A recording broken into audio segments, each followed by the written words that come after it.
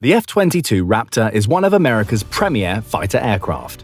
The nation's first fifth-generation, multi-purpose fighter aircraft was designed to carry the United States into the 21st century and triumph over any near-peer competitor. However, despite its advanced technologies and capabilities, the plane was doomed to failure right from the start due to a combination of factors, including competing projects and no enemies to fight. And perhaps worst of all for the plane's manufacturer Lockheed Martin, it was never exported to foreign countries like other aircraft have been when newer ones come online for the US military. Here are the reasons why it failed. First and foremost, despite its reputation, the F-22 is still the world's premier air superiority fighter aircraft.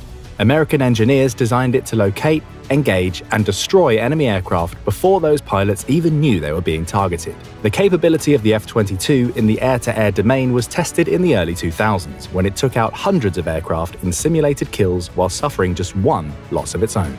Because of this air-to-air dominance, the F-22 focuses primarily on this capability, and its ground attack mission set is only secondary. This is evidenced by the fact that the aircraft did not perform its first combat missions until 2014 against ISIS in Iraq and Syria. While this probably seemed like a waste of resources, with the advanced air defense systems given to the Syrians by Russia, the US needed to ensure that the Syrian military would not shoot down their aircraft since the US had carried out strikes against them in the past. Compared to newer aircraft like the F-35, the Raptor still retains its primary role as the main tool the United States uses to obtain and maintain air dominance over the enemy. The F-35, for example, was designed to meet the needs of all the services, and this included creating a model to take off vertically from ships and with a primary focus on ground attack. Though the F-35 is a fifth-generation fighter with excellent stealth capabilities, it would never compare to how well the Raptor can perform in aerial combat, since America didn't design it for that. However, unlike the F-35, the Raptor from the beginning was never designed nor intended to be produced as an export aircraft. This is because during the 1980s, when the aircraft was first being designed, the US wanted to have the edge over any aircraft China or Russia could throw at it. As a result, the advanced stealth capabilities like the composites, radars, electronics, and various avionics, including computer software and electronic warfare suites, were all classified as top secret. The military intended that only the US and specifically only the Air Force would be the ones to operate this aircraft. Because of this, equipment like the communication suites, radars, and software installed on board was the most advanced and capable in the US arsenal. As is typical for aircraft with foreign military sales in mind, systems like these are purposefully left out of the frame to be installed in the country of sale with their own equipment, or produced with a less capable version that still allows interoperability. Even if the military designed the F-22 with export in mind, that would all change in 1998, when Congress made it a law to forever ban the sale of the Raptor to any foreign country. The amendment was passed as part of the 1998 Defense Authorization Act and was designed to protect these critical technologies from anyone else.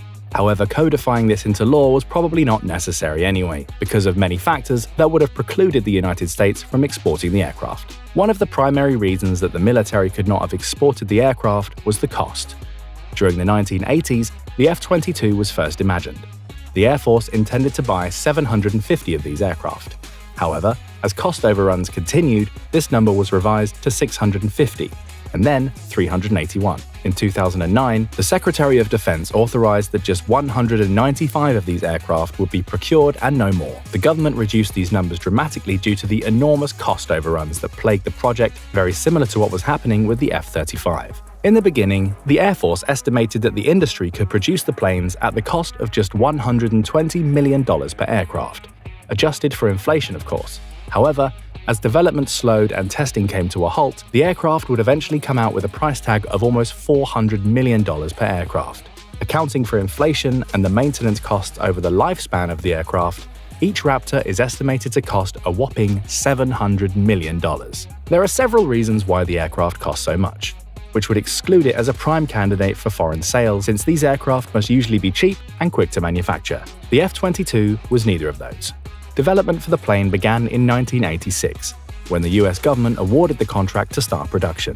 The testing and design phase lasted through the 1990s, and production started in the early 2000s. The first operational aircraft was delivered to the Air Force in 2005, meaning that the time from conception to the first operational flight was almost 20 years. With such a long lead time, the rest of the defense industry developed around it, while the design languished on the drawing board. Citing the Air Force's 2017 feasibility study, the service noted that when the Raptor was first designed, the Air Force intended to combat enemies in a contested air environment. A contested air environment would mean the aircraft would encounter things such as enemy fighters and air defense missile batteries. However, as the report has noted, the world has dramatically changed since the Raptor first came out. The Air Force now assesses that by the time it would take to retool the manufacturing base for a potential export model, the Raptor would be facing highly contested airspaces. This means that the future operating environment the Raptor would face had the Air Force and Congress decided to start production in 2017 would be too fraught with danger to maintain the edge it had before. With the proliferation of advanced air defense radars and missiles across the world, as well as new fighter aircraft designed to go toe-to-toe with the F-22, as well as an increase in the cyber warfare domain, the threats to the F-22 would become so much as to question its feasibility on the battlefield. As a result, the Air Force warned that restarting production for an aircraft for sale might mean that they will be obsolete when these aircraft are delivered anyway. However, simply telling the aviation industry that Congress had the money and a buyer for new Raptors to be exported was not feasible. One of the main reasons was the production of the B-21 stealth bomber and ongoing projects to develop the F-35. Because the F-22 took so long to design and produce, the F-35 was ordered into existence beginning in the early 1990s to cut down on costs associated with future aircraft development for all the services. While most of the time the program was just in its infancy, after the F-22 started to roll off the production line, the F-35 program started to take off. In addition, the aerospace industry needed resources to produce the B-21 bomber. Therefore, from the early 2000s to about 2010, 3 major aircraft programs were competing for funding. During this time, the United States was also experiencing the worst recession in decades and the troop drawdown from Iraq. Because of this, the defense budget would be carefully scrutinized to prevent any costs not deemed absolutely necessary. Because of this limited funding, Congress, through the Department of Defense, had to make some tough decisions. They could continue producing the additional several hundred F-22s or pour money into the 2 other programs. However, due to political and operational considerations to be discussed later on, the decision was made to curtail the production to just 195 aircraft and invest those funds elsewhere. Since Congress was now investing funds into the B-21 and F-35, companies like Lockheed Martin, Boeing, Northrop Grumman, and others had to retool and refocus their efforts on these developing projects since they are private companies not going to work for free. Because these companies had to refocus their efforts, the tooling and supply chain for the F-22 began to deteriorate. Since the F-22 is so state-of-the-art, it required brand new tools to be created to produce it. The Air Force estimated that the industry used over 50,000 tools to make the aircraft, with many of them being newly designed. Additionally, these tools produced another estimated 90,000 unique parts to build the plane from the ground up. With production now shifting to other aircraft, the aerospace industry did not have the resources to produce all of the aircraft simultaneously. Another factor that the aerospace industry lacked that would preclude building export models was the lack of knowledge. According to a study published by the RAND Corporation in 2010, they estimated that if the production did not resume within 3 years, the aerospace industry would lose 100% of its knowledge in building the aircraft. In 2017, the Air Force produced their own study that contradicted those claims but still painted a grim picture. The Air Force estimated that of the 40 different companies involved in making the F-22, at least half of them would require retraining. At the cost of over $30 million per company, simply retraining the industry to build the aircraft would cost almost $1 billion. However, the Air Force acknowledged that this was a conservative estimate and that the actual cost could be much higher. The Air Force's own study estimated the total cost to rebuild the program to be at least $10 billion just from what equipment and parts were available. However, that number is slightly flawed since the Air Force admitted that the export version of the F-22 was never designed, nor were any plans drawn up for how it would look. The figures presented were simply for restarting production for US consumption and not for foreign countries. Developing a brand new aircraft from the ground up could see similar costs as before, and preclude any cost savings from building new aircraft, which the nation's air service estimated could be brought down to $216 million per plane. Building a new export model of the F-22 also did not factor in the international support the US would need to do it. After all, if the aircraft is designed for foreign use, it is essential that the end users of the plane also get a say in its design to meet their own needs, so that the end product is not just an American model that they think they need. Like with the F-35, multiple countries have invested from the beginning. However, Even if the export model were approved and designed, its market would have been somewhat limited. Despite the 1998 ban on allowing foreign sales of the F-22, that did not stop the governments of Japan, Australia, and Israel from making repeated requests at buying some.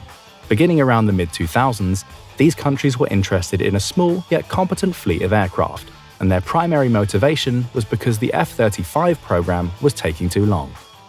Additionally, the F-22 had years of data and thousands of flight hours of safe operations testifying to its capabilities. With the F-35 still not being operational yet at the time, these countries wanted an immediate replacement for their aging aircraft. However, despite repeated calls for selling it, the US remained steadfast in not producing or even designing an export model. As a result, these countries would eventually lose interest and invest their time and money into perfecting the F-35.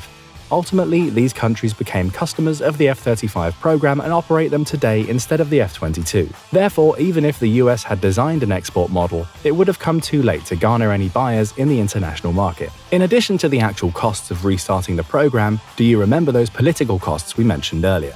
One of the main reasons that doomed the F-22 from future production and killed the chance of any foreign sales was, at the time, it was an aircraft without an enemy. When it came out in 2005, it had already missed both invasions of Iraq and faced no conventional enemy on the battlefield. The Air Force recognized this and did not let it participate in ground combat until the 2014 Syrian strikes. Because it was an aircraft with no enemy to fight and competitors lagging years behind it, it was decided there would only ever be 195 of the aircraft. The political decision to cancel the aircraft, despite the Air Force stating that it still needed more, came down to the Secretary of Defense. At the time, the SecDef said that the US had only one near-peer competitor now, China, and that Russia was still years behind in developing an aircraft that could come close to touching it. If that were not enough, more Raptors did not have the support of the president either, who stated that he would veto the 2010 defense budget if it included funding for any more Raptors. Therefore, due to high costs, no intention to involve foreign partners, no mission at the time, and political wrangling, the F-22 would be forever destined to serve in a US military capacity only.